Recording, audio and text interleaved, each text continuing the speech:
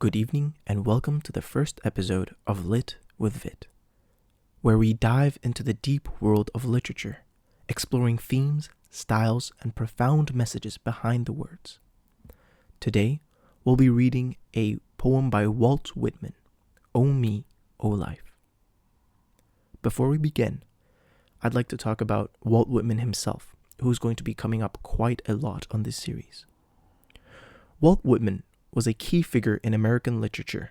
He was born in 1819 and died in 1892. He was known for his innovative style and themes that celebrate individuality and the human experience. His work often reflects Transcendentalism, which emphasizes self-reliance and the inherent goodness of people and nature, as well as Romanticism, which focuses on emotion and individual experience. In O Me, O Life, Whitman grapples with feelings of despair while simultaneously affirming the importance of individual existence. As for the poem itself, it's a brief yet powerful poem that encapsulates the struggle of existence and the search for meaning in a seemingly indifferent world. Published in Leaves of Grass, this poem is a reflection of Whitman's thoughts during a time of significant societal change in America, particularly following the Civil War and amid rapid industrialization. And so, without further ado, let's get into the poem. O Me, O Life by Walt Whitman. O me, O life, of the questions of these recurring, of the endless trains of the faithless, of cities filled with the foolish, of myself forever reproaching myself. For who more foolish than I, and who more faithless? Of eyes that vainly crave the light, of the objects mean, of the struggle ever renewed, of the poor results of all, of the plodding and sordid crowds I see around me, of the empty and useless years of the rest, with the rest me intertwined. The question, O me, so sad, recurring, what good amid these, O me, O life? Answer, that you are here, that life exists an identity, that the powerful play goes on, and you may contribute a verse. How do I explain this? It is, at least for me, when I'm reading this poem, every time I get to the ending, that you are here, that life exists an identity, that the powerful play goes on, and you may contribute a verse. Every single time I read that part, I get goosebumps. It is insane. Like, wow. Oh, by the way, this last part, that the powerful play goes on, and you may contribute a verse. That is from, that's later on quoted by Keating in Dead Poets Society, I believe. But what a quote. Okay, I'm glazing a little too much, but I hope you guys get my point. I'm in awe of this poet. Okay, let's go into the poem and let's take a look at the themes, all right? So one of the central themes in this poem, at least what I wrote down, is the tension between individualism and collectivism. Right, so Whitman begins by expressing his personal struggles, his feelings of foolishness and faithlessness, right? He says, for who more foolish than I, and who more faithless? While also acknowledging the collective despair he sees around him in society, right? So on one hand, who more foolish than I, where he's addressing himself as an individual, right? But then he sees the plodding and sordid crowds around him. Crowds, right? These are the people in the collective around him.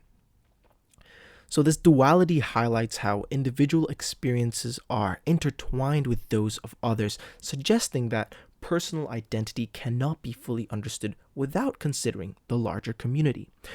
I was actually gonna discuss this later on in class because I'm actually supposed to be doing a project about this poem. And when I was doing this project, at least I'm actually still doing the research right now, right? But it occurred to me, right? Individualism and collectivism are two distinct things, but they cannot exist without one another. If we take a look at a history-based example, right?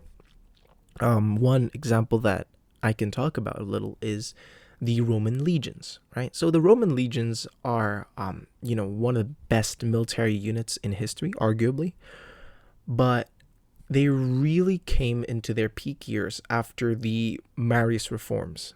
I believe this guy named Gaius Marius reformed the structure of the legions, right? And from then on, the legionaries were known as Marius's mules because they had on their backs a full heavy pack of equipment, including a stake, right? And the stake would be later used to build encampments and fortresses. And that's how the Romans won a lot of battles. They just had superior versatility. And so every single one of the legionaries had the ability to construct and throw a ranged weapon along with a melee weapon. So they already, as an individual, were a insane fighting unit. And if you pair that along with the fact that they were in legions, in massive battalions of troops that would face the enemy basically head on, you can imagine the effectiveness of the interplay between the individual legionary and the collective legion, right? But then let's take a look at the fall of the Roman Empire, right?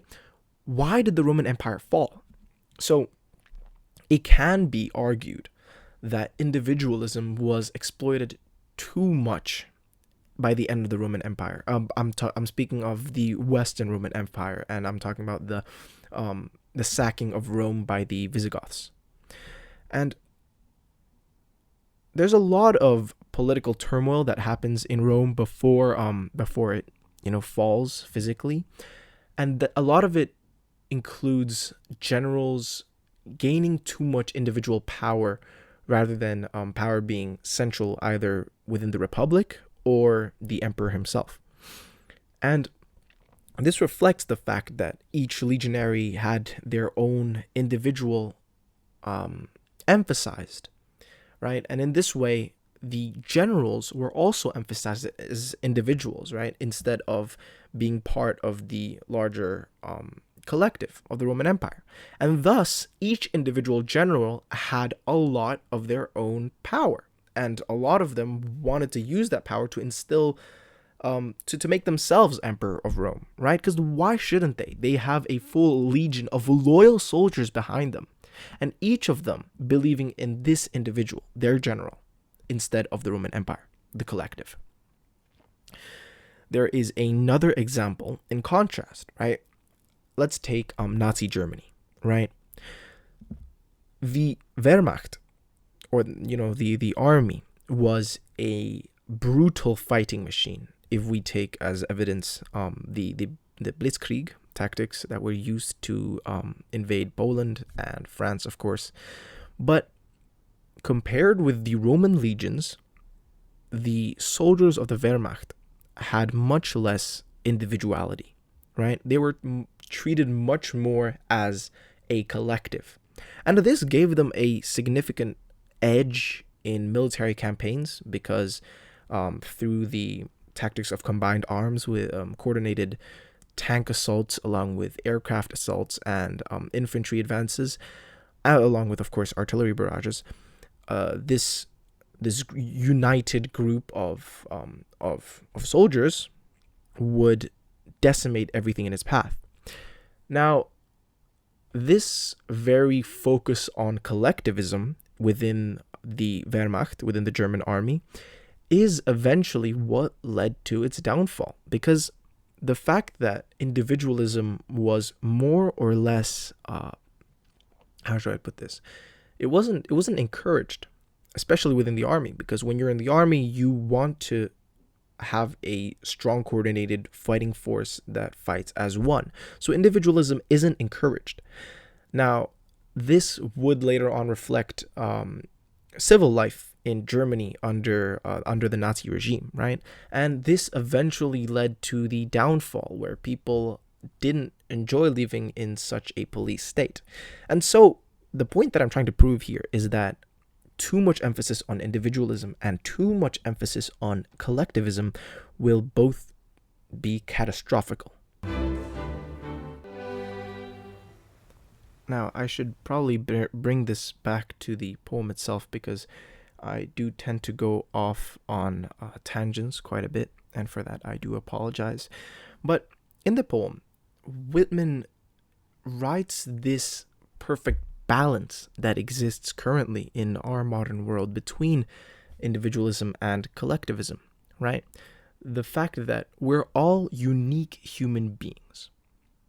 This is also reflected in "Oh Me, Oh Life," right? It's an interesting title, because if you look at it, "Oh Me," right? It's a very self-focused title, right? Some might say even arrogant. When you're reciting and your first line is "Oh me," it sounds like you're full of yourself. But at the same time, it also reflects introspection, right? Because it could be "Oh me," as in you're looking at yourself. And this is supported by the "who more foolish than I, and who more faithless, forever reproaching myself."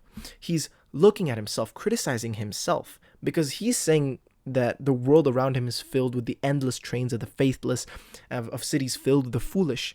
But then he says, yeah, but who am I to judge? Because who's more foolish than me, and who's more faithless than me?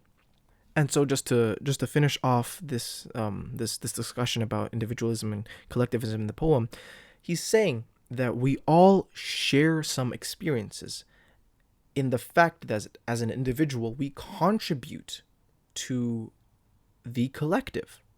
Our individual expression, our self-expression, contributes to the diversity and beauty of the collective.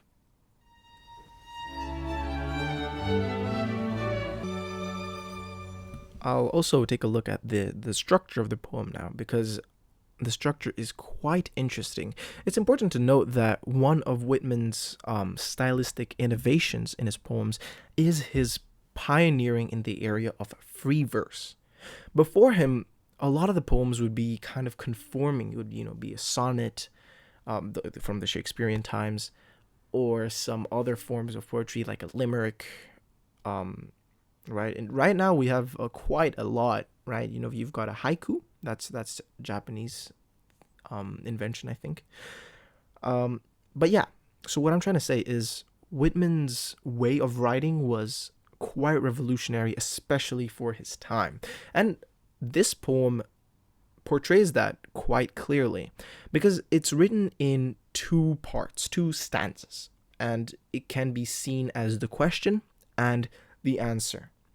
So the first stanza presents a series of grievances about life, structured as a list beginning with "of," right? So, of the endless trains of the faithless, of cities filled, of myself, of eyes, of the poor results, of the empty and useless years, right? These are questions of such topics. Now, in response, the second stanza has a dramatic shift with the word "answer," right? It just pops right off the page. It says "answer" in italics as a monostitch right in the middle. Not even at the side, not even at where the line usually begins. No, it's dead center, "answer," with a full stop at the end.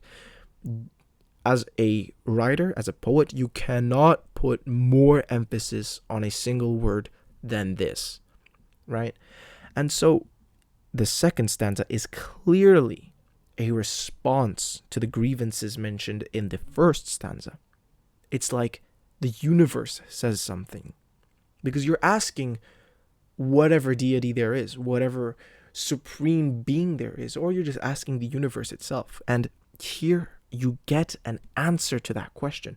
Walt Whitman is interpreting the very meaning of life.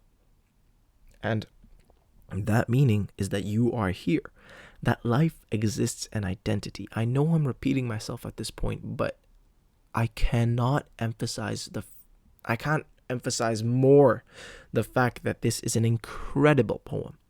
And I love this final stanza, which is just 3 lines technically. And this structure effectively contrasts the despair with hope, showcasing Whitman's belief in the value of existence itself, right? He's arguing that the purpose of life is life, as in it's a self-fulfilling prophecy that you are here, right? That the powerful play goes on and you may contribute a verse. Wow. All right, anyways, again, I'm getting ahead of myself. Let's look at the literary devices that are prominent in this poem.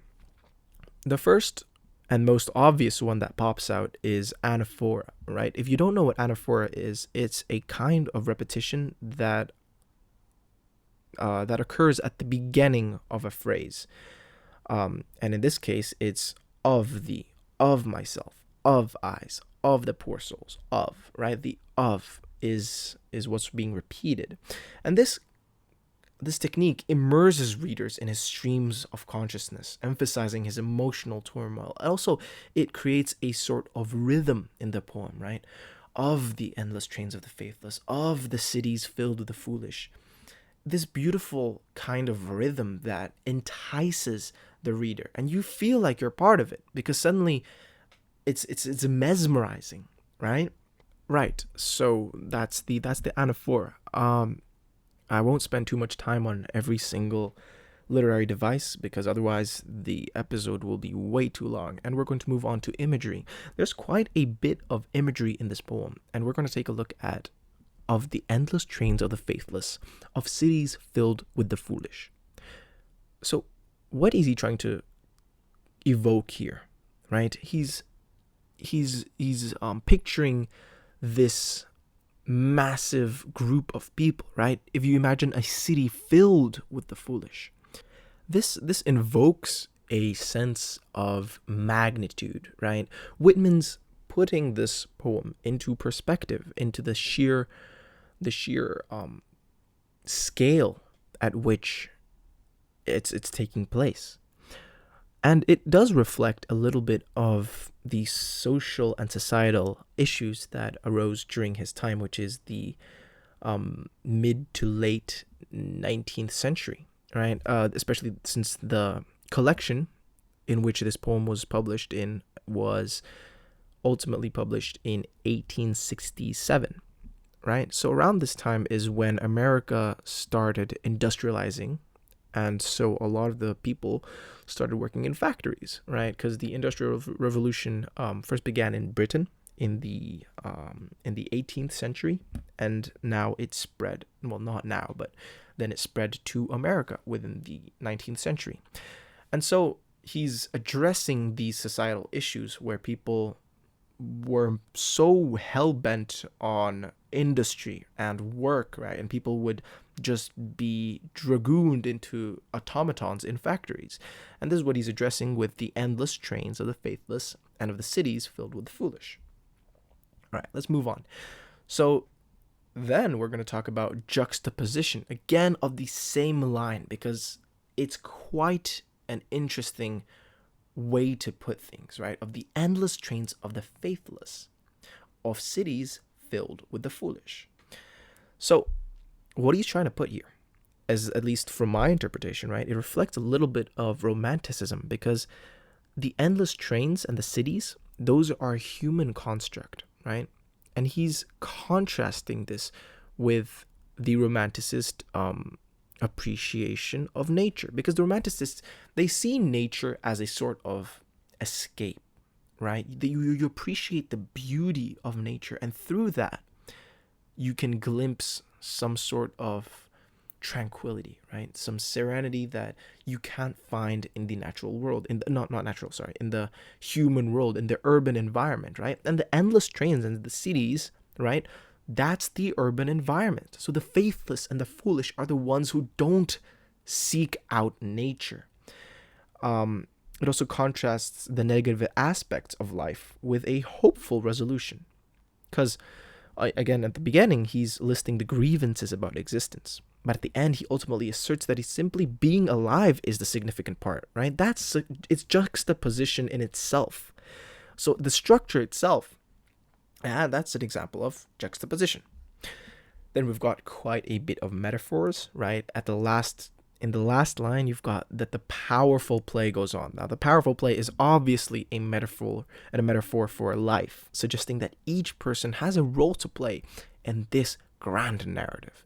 So this metaphor underscores his democratic ideals, right? Where every individual's contribution matters, but every individual I'm stuttering quite a bit. But the individual's contribution to the collective, once again bringing us back to the theme. We've got quite a bit of interpretations, right? But at its core, O Me, O Life grapples with existential questions about purpose and the meaning in a world filled with chaos and disappointment. The speaker's lamentation reflects a universal struggle. However, Whitman's answer serves as an affirmation that existence itself holds value. He encourages readers to recognize their role in life's ongoing narrative. Right? So, in conclusion, O Me, O Life by Walt Whitman, it brilliantly captures the essence of human existence, the struggles that we face individually and collectively. Through his use of anaphora, imagery, this innovative structure of free verse, he invites us to reflect on our own lives while reminding us that each person's contribution is vital to the greater whole.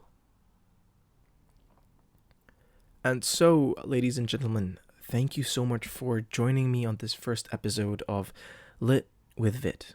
I genuinely hope that this analysis inspires you to explore Walt Whitman's work further and consider your own place within life's powerful play.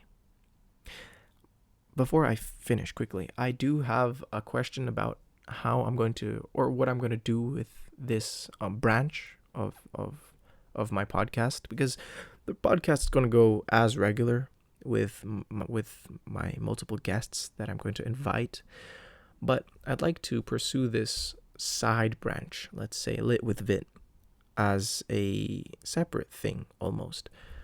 And I'm deciding whether it should be in this form where I analyze the poem after I recite it, or whether it should be purely audiobook form where I just recite the poem and leave it at that, and build up a library of just recitations of these poems, because I genuinely think that those help people when they're analyzing it themselves.